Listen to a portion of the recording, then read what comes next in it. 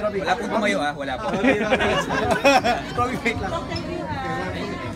Robby, short interview lang. Ito na para sa'yo. Robby. Nakain mo akong chicken eh. Okay. Interview na. Oh, okay. Talagang ano. Asa yung cameraman ba na ba? Alright na? Okay, anong feeling? Ang bigat ng iyong ano Educator, di ba? Para mabigat ko sa ibang nagawa mo ng pagod, di ba? Dahil dali ang ano mo, no? Hindi, sobrang nakaka-pressure kasi before, I was with really great partners like Luis Manzano, Tony Gonzaga, Bianca Gonzalez, John Prats.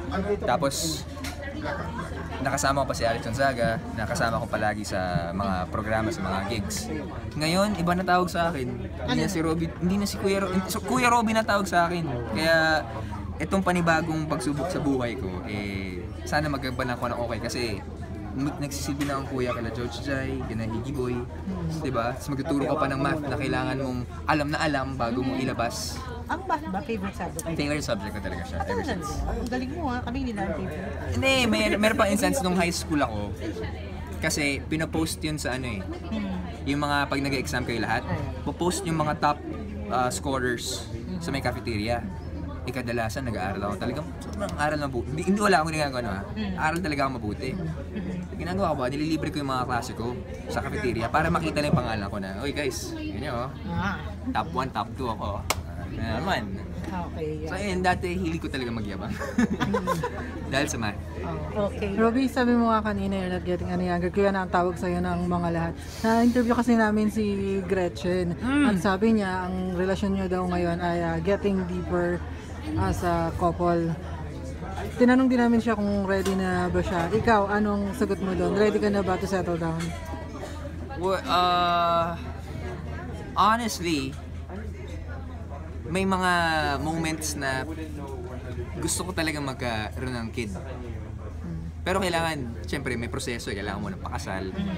Na sobrang natutuwa lang ako kasi halos lahat ng mga programang kinabibilangan ko, dance kids, voice kids, puro mga bata. Na-attach ako sa mga bata. And gusto ko kasi yung hindi na kuya minsan yung tawagin sa akin, pero daddy. Di ba? Parang ang cute lang na isipin na meron kang inaalagaan na, pero hindi pa ako ready kasi wala pa akong enough supplies for myself and my family. Kailangan munang gawing stable lahat para pag nandyan na yung tatawagin kong akin na anak, ready na lahat. Pag-uusapan niyo na ba yung kasal? Well, hindi pa naman talaga pinag-uusapan na, uy, kailangan si ganito mag-coordinate. Ako na-imagine ko siya, honestly. Si Gretchen. Na-imagine ko lahat. Pati yung kasal, I have my own company. It's called Sets and Events. Activations company siya.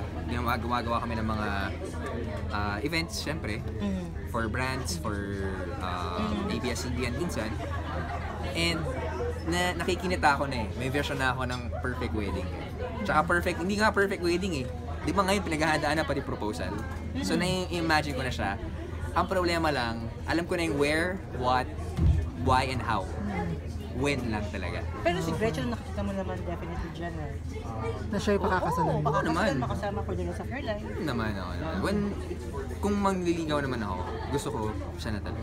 Kasi before nakakausap namin si Gretchen, sinabi niya na nagkaroon ng problema. Diba kayo? About the time, ngayon ba naayos na yun? The problem was purely time. Hanggang ngayon ba? Meron pa problema siya? May mga tampuhan minsan kasi right now she is parang the it girl of ANC. Diba? ANC. And very very soon may bago siyang show na magiging part siya at mas magiging busy pa siya, especially in the mornings. So, may hirapan kami maghanap ng time. Pero mas gusto na nga namin na nakikita din sa ABS. May mga moments na pag nag-UKG ako, hindi ko alam na may mornings at ANC siya.